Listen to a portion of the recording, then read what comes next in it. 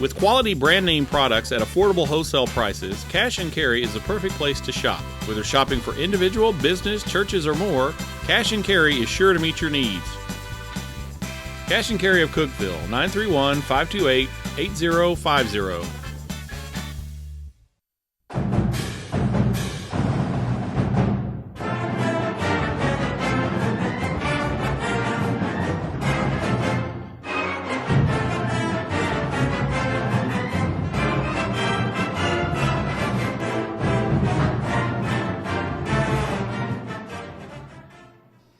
Well, it's time for EIU. Hello, everyone, and welcome to the Watson Brown Show, presented by IWC Cash and Carry, alongside Tennessee Tech head coach Watson Brown.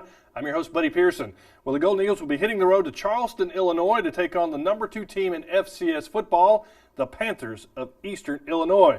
But before the Golden Eagles head north, they're coming off a disappointing homecoming loss to Jacksonville State. And, Coach, the schedule just doesn't get any easier. You go from Jacksonville State to the number 2 team in the country on the road. Yeah, I mean, I think all 6 of these we've played have had top 25, been in the top 25 at some point during the year. All 6 of these we've played. And the league is just so tough, buddy, and we're not – this isn't one of our better teams, just to be brutally honest. So we're fighting it pretty good. I thought Jacksonville played very well. Didn't make very many mistakes. We didn't make them make a lot of mistakes. Really covered our wide receivers. They just lined up and pressed us up on the outside. I think when they knew that Cody Matthews wasn't around, that they just lined up and pressed us up and ran the ball pretty well in the game. We just could not do enough in the passing game to stay with them. And they're a very good football team. I'll give them credit. And again, it was like you're having to play from behind. You talked about getting out to a good start, but it just didn't happen that way. No, here we go again. We're 17-7 and then 24-7 at halftime. And second half, it's a pretty equal game, and that's how it's been going, I think, the last 3 or 4 weeks. We seem to get behind, then we play very well in the second half, but it's a day late and a dollar short. And these teams are just too good for us to get way behind. This isn't the explosive offenses we've had around here in the last 3 or 4 years. We're just not that this year. And even though we got some more big plays, Darren gave us some of these legs in the game. But we just got outplayed, in my personal opinion, by a very good football team. Yeah. Well, the Golden Eagles did fall behind early as we take a look at the first half highlights, brought to you by Wendy's Breakfast of Cookeville. It was homecoming at Tennessee Tech. After the parade, the tailgating, then the game got underway, and Coach Eli Jenkins, a 6-yard touchdown run, just a read option, and just read it pretty good. We read it well, and we didn't take the quarterback like we're supposed to. Our defensive end has the quarterback. He squeezed a little far. Same thing that we did up at Eastern Kentucky, the exact same mistake. Jacksonville came back and ran the same thing. We did not get that corrected.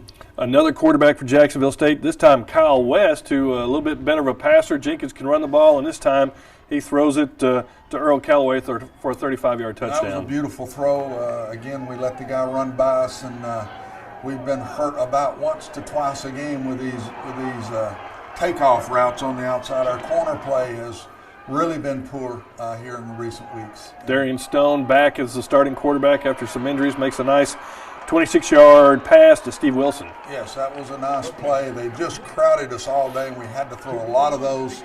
I think they had 4 personal foul, pass interference things or whatever. We just had to do it because it wouldn't let us throw a lot of short stuff. But that's a nice play right there, a post route to Chris Cates. Chris is getting better. Chris is just about to become what we thought he was going to be. And I didn't think we took the ball to him enough during the game the other day. I thought he was the guy.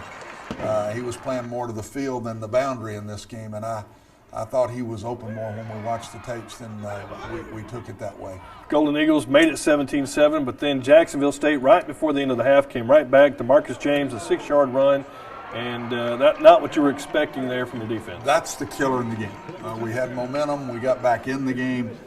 They went down the field in a minute and a half and scored, and I thought that was the game breaker right there. Our defense just was not competitive for some reason on that drive. Coach, you're down 24-7. It's like deja vu all over again. I mean, it's kind of been press repeat as far as these games go. What is it, 3 of the last 4? 21-0, 28-3.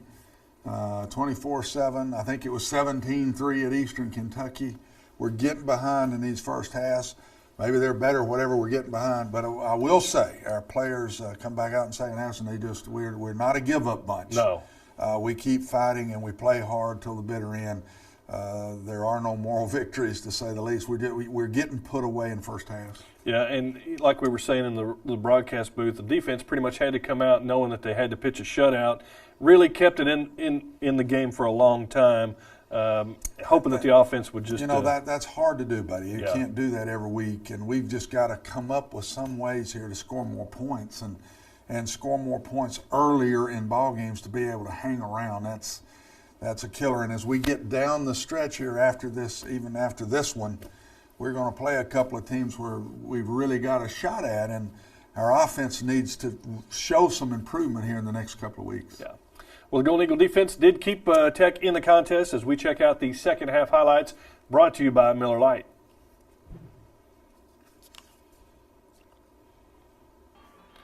Jacksonville State in the Wildcat on fourth down, and a nice play by the Tech defense coach to stop them there on fourth down. Yeah, they put 8 offensive linemen in the game on that set. And Coach, you got Chris Grimes a little excited. Yeah, and got knocked down. Madoho put him on the ground there. Ladarius Van Leer, the speedster with 35 yards to Jacksonville State 16. The good thing that happened in this game gave me a little ray of hope is we started running the ball better. Yeah. That's the best. We had 180 yards rushing in the game, and this is a very poor play by Darian Stone. We would have made the first down. He's got to run that ball up inside. There was a nice hole inside, and he tried to bounce it outside. So that one was on Darian, and this one's on Darian. He had back-to-back poor plays. They've been playing man coverage all day long, buddy, and jumped in a zone, and Darian didn't sit well and forced the ball to a linebacker. How we don't intercept that. Demario Donnell had his hands on the ball 4 times. I thought he had 4 interceptions. He had three easy interceptions. Yes. And then the one tougher one, but I don't know how the guy got it. Yeah. I mean, we're in position. It's our hands on the ball. He comes over the top and pulls it away. We just can't have that happen. Jared Davis comes into the contest, and Davis, showing his athleticism, dives for the pylon, gets the touchdown. Nice. That's the same zone read that they scored on early in the game, and they took the dive, and he took off with the ball. We put Isaiah McKinney in the fourth quarter, a freshman running back. I thought he looked really good. I thought he looked really good. We're going to give him a chance to play this week a lot more. I thought he earned some playing time Saturday. As far as injuries on offense, I know you've been riddled with them. Cody Matthews, gone. I think he's gone. That may be Zach's last play. That targeting, that was targeted, in my opinion, to his head and gave him another concussion. So I think he's through. I doubt we'll get Cody back. Bud's already gone, so Darian's down to himself. Of the big 4 that we started the season with, we're down to Darian. And I thought he was rusty. I thought he did some good things running with the ball. I didn't think he threw the ball near as well as he did prior to his injuries. We got to get him going back passing the ball again. And with that, we'll go to the OVC scoreboard, brought to you by the OVC Digital Network. Elsewhere around the league, it was Eastern Kentucky rolling over Southeast Missouri, 31-7. SEMO, Scott Lathrop, 16 of 22, 150 yards and a touchdown. DeMichael Jackson, 23 carries on 102 yards. For EKU, Jerry McClain, 7 of 12, 120 yards. He also ran the ball for 43 yards and a touchdown. UT Martin, big over Austin P in a battle of in-state rivals, 38-14. For Austin P, Tamarius Mitchell threw for 100 yards and 2 touchdowns, and Omar Williams ran for 122 yards. And what may have decided the Ohio Valley Conference Championship, it was number 2 Eastern Illinois 34 over number 21 Tennessee State 34-16. Jimmy Garoppolo 24-41 for 410 yards and 4 touchdowns. Check out these receiving numbers. Shepard Little, he had 22 carries for 138 yards, but Eric Laura 10 receptions for 105 yards, and Kalandre Gober 6 receptions for 128 yards. Jeff LePack 4 receptions, 112 yards. 3 receivers over 100 yards. Oh, they're just fantastic. This is the best team. I'm sure we'll talk about them a little later. This is the best team I've played in FCS football since I've been back at Tech, and that includes Central Arkansas that we played in the playoffs. They're really, really good. And taking a look at the standings, you see Eastern Illinois sitting all alone now at the top of the OVC standings at 4-0, also at 7-1. Their lone loss to Northern Illinois. TSU, Eastern Kentucky, Murray State, all with 1 loss. Still a hope that somebody's going to knock off Eastern Illinois, and then the rest of the folks there rounding out the OVC standings. Yeah, and it's interesting, buddy. None of the bottom 3, we have not played each other. Yeah. All three of us finished the season playing each other, which is really interesting to me that we didn't. We've caught all of the good ones early, and if we'd have had some of them and won some of those down the road games there, maybe we'd have gotten a little more confidence. But we're all playing each other late in the year. Kind of a weird schedule. Yeah. Plus, you're catching everybody with a week off. Boy, we've got the last two, Eastern Kentucky and Jacksonville State, with a week off. Honestly, I thought they've looked quicker than us. Yeah. I thought they looked fresher, quicker, and outplayed us in both games. Hey, stick around. We got plenty more to talk about here on the Watson Brown Show. Don't you go away. Tennessee Tech tickets available at 931-372-3940 or ttusports.com. Welcome back to the Watson Brown Show, presented by IWC Cash and Carry. It's time now for our Golden Eagle Player Profile, which is also brought to you by IWC Cash and Carry. This week we visit with defensive lineman Lamar Moore.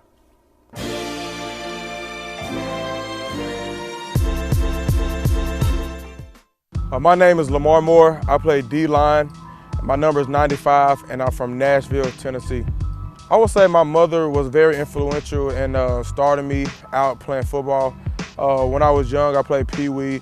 My mom actually loved football, and we had like a women's NFL in Nashville, and she actually was like a part of that.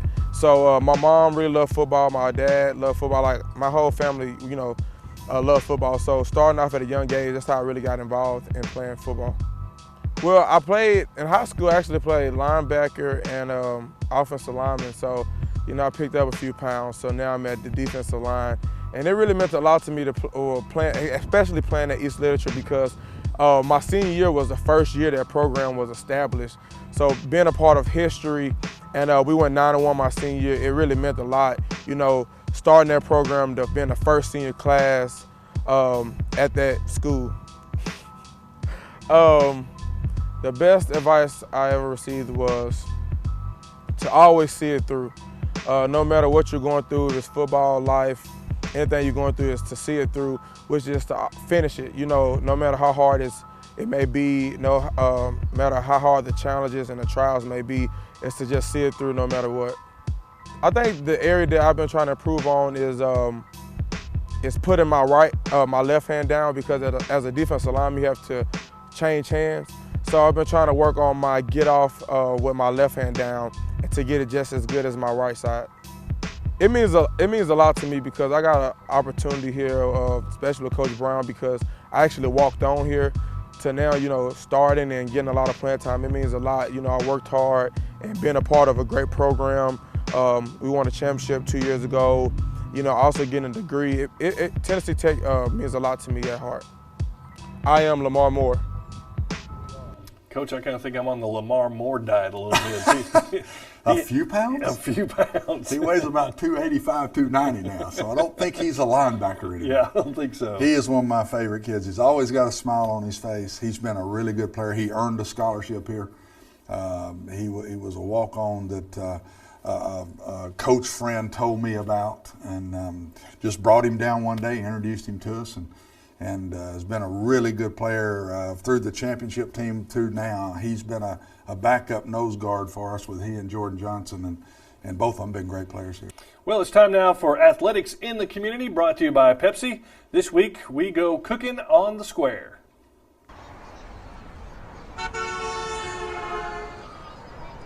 I think Mandy, actually, we're here because Mandy is on maternity leave. So I think we've been doing this for a few years now. I personally am usually on the other end of this, participating, but this is my first year being behind the scenes and cooking, and it's really fun. It's really great. I'm having a good time doing this. So, and it's great to support the community and be a part of this. Well, Mandy usually takes over this, Amanda Thatcher.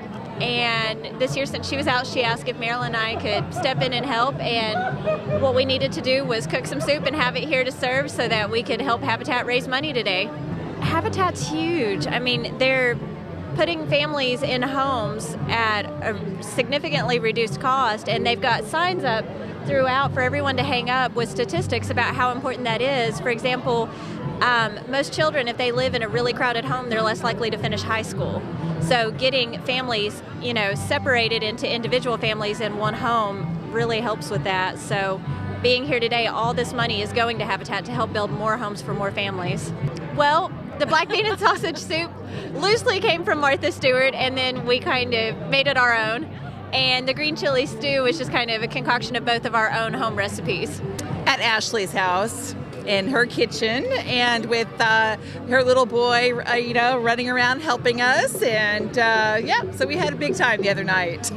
Oh, I don't know, a couple weeks now, I guess. Been talking about it, and then probably just this last week we really got down to business, made a list, and all that kind of good stuff. So both soups have been pretty popular, but everybody's been really intrigued by the green chili stew. Yeah, green chili stew sounds pretty good to me right now, Coach. But a great event, and I know something that Tennessee Tech takes pride in being able to participate in each year. Yes, and I've been involved in Habitat too. It's a neat deal, and we've helped build some homes ourselves. I've spoke at some fundraisers for them. Any money that I've ever given to anything, it's always gone to the children's stuff. I just love that. We got the sheriff's ranches in Alabama that I was directly involved in. These kids, these abused kids and this, buddy, I mean, that's the saddest thing in the world to me.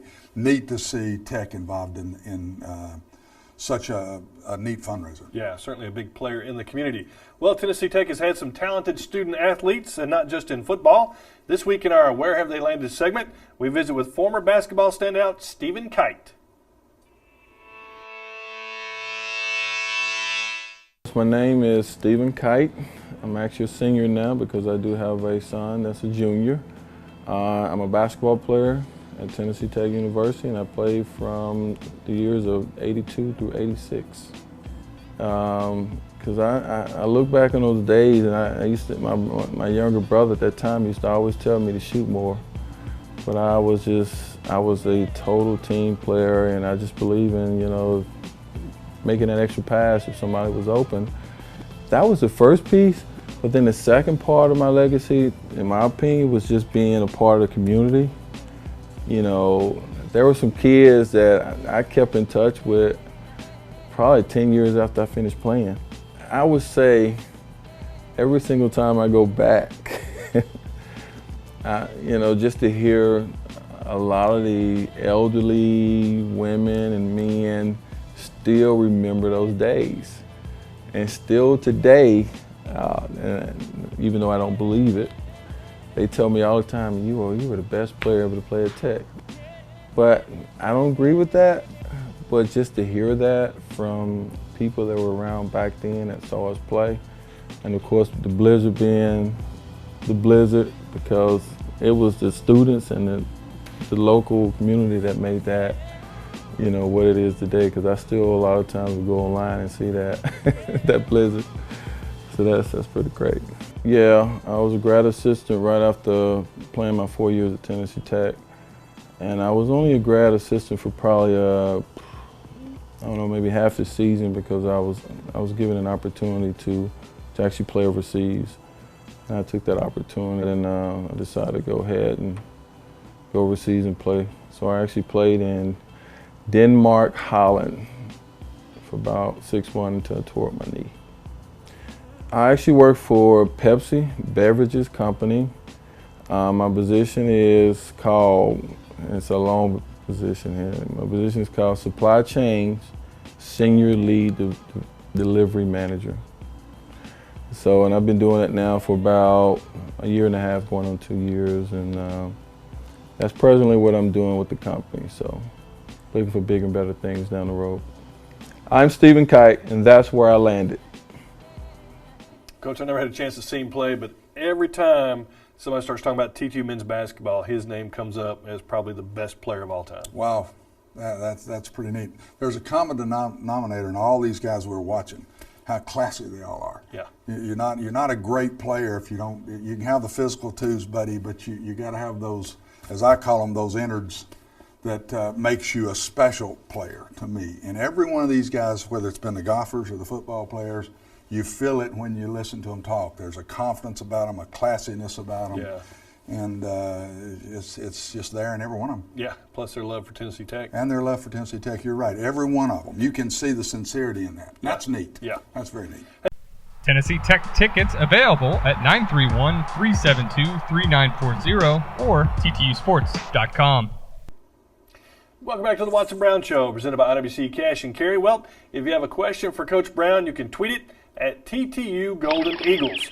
Now, we've got some questions for you, Coach, as we move into this segment sponsored by ttusports.com. I know how much you love your Twitter questions. Let's start about where was Cody Matthews last week? What's the status of Zach Ziegler? They're your two best receivers. We said Zach Ziegler's probably done. What about Cody Matthews? I would say he's maybe done too. We may have lost both of them with concussions, both of them with second concussions, and that's when they start getting a little more concerned and holding you longer to make sure you're okay. Cody would still be questionable, not for this week, but for maybe the last two, maybe for sure the last one. Zach, I think, is done. Yeah, another question here. I liked Isaiah McKinney late in the game. Will he play more? Oh, absolutely. We said that earlier in the show. So did I. He's a bigger back. He's a freshman learning what to do, and I like him. I think you'll see him this week more. Another question. Let's go about the defense. Will James Hughley be back on the field? What's his injury status? I think that's another question. Another concussion. Yeah. We're getting concussioned out the windows here. I'm telling you, it's gotten us good. But great hit James put in the first. Was it the first play of the game? I think it was. Yeah.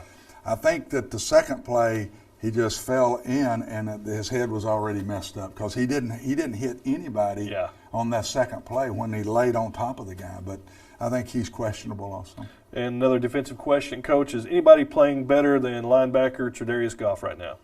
I know. Tredarius and Marty Jones and Tredarius are both, I think, been the most consistent players. Marty probably the most consistent. I'd put Tredarius right there. Our defensive line's played well all year. Even some of the young guys, the true freshman, Kevin Robinson-White, has played way above being a freshman. I've been very proud of him. Jordan Patrick, another freshman, number 84, the tall kid, played really well for a freshman. So we've played better on the defensive side of the ball than the offense. Tredarius Goff, with a couple of double-digit tackles the last couple of weeks now, has moved into the Ohio Valley Conference leader in tackles. And guess who's number 2? Marty Jones. So you got two Tech defensive players sitting at the top of the OVC tackle list. Certainly that bodes well for your defense. Maybe some postseason honors down the road. Well, I'd like to think so. When you're not having a great year, the postseason honors aren't near as good. And I remember when we won the championship, I think 13 guys made all OVC. Yeah. When you're not doing well, it's not fair to the kids that are doing well because I think they kind of vote for the teams that had the better year. Well, the Golden Eagles, they've got the daunting task of traveling to Charleston, Illinois this week to take on the number 2 ranked Panthers and one of the best teams in FCS football. Coach, you played them here last year for homecoming. It was a great football game, wound up losing 31-24, but this year's team seems to just have reached another level. Well, they're all back, and it's so funny, buddy. There's such a parallel to what we did a few years ago. We beat Garoppolo both as freshmen and sophomores, and we had older teams. Yeah. He was a pup. We sacked him 7 times here a few years back. Remember that. And now all of a sudden he's the man and we're the pups, and they get a chance to return the favor on us. But they're just playing lights out on all phases, not just offense. Their defense is very salty too. Can you get to him? I mean, can you put pressure on him right now? Nobody has sacked him. They've knocked him down after he's thrown balls. Now we're up 7-0. They haven't scored a point at that point in the game last year. And we flat busted a coverage and just left a guy wide open right down the seam. But no, he gets rid of it so fast. Yeah. But you can't sit there and not try to pressure him, because if you just let him stand there all day, buddy, he just will absolutely kill you. He is the best quarterback that I think I've played against probably in the last 15 years. Wow. I put him right up there against any of those Division I guys and all those BCS teams we were playing at UAB, and I think this kid's right there with any of them. He's that good. Yeah, we played a pretty good quarterback at Arkansas a couple of years ago. But now defensively, Eastern Illinois has given up a lot of points this year. They have, but a lot of them have been late. And in the heat of the battle, they're playing really good. What the EIU has done a great job of, now watch this play. He's down, he's sacked, and then he pops out and scrambles back. And that's one of the give-me touchdowns last year that he just made on his own. But their defense has been very salty, and then they give up some points later when teams get way behind. But in first halves, they've just done what's happened to us. They've been putting people away in first halves just like that. They had Eastern Kentucky 35-0 at the half. Wow. At the half of that game. I mean, they're head and shoulders right now above everybody in the league, in my opinion. And with the way the season has gone, what do you do? What do you tell your kids to get them motivated, to get them ready to play? Play your heart out. Just go up there and relax and have fun and try to knock these dudes off as everybody else tries to do. I mean, we're not going to treat this any different than anybody. Sure. I mean, we just got to go play. They haven't played poorly yet, you know. I mean, maybe they're due a bad game. Maybe they're due a bad game where somebody just lays one to us once, you know. I don't know. We just got to keep playing hard, and I think we will. I think we'll get on a bus and take off 6 hours up the road and we'll play a tough game. And it's a long bus trip, but you guys travel well. We travel well. When we won it 2 years ago, we didn't lose a conference game. We were 4-0 on the road, and I don't think there's a big difference in home and road in the OVC. Yeah. Well, Coach, we certainly wish you a safe trip, and we wish you the best of luck. That's going to do it for the Watson Brown Show. Kickoff is set for noon at EIU. Be sure to listen to the contest on KISS 98.5 FM, and, of course, you can read all about it in the Herald-Citizen. For Tennessee Tech head coach Watson Brown, I'm Buddy Pearson. We'll see you next week on the Watson Brown Show. The Watson Brown Show has been brought to you by IWC Cash and Carry, Wendy's Breakfast in Cookeville, Miller Lite, and Pepsi.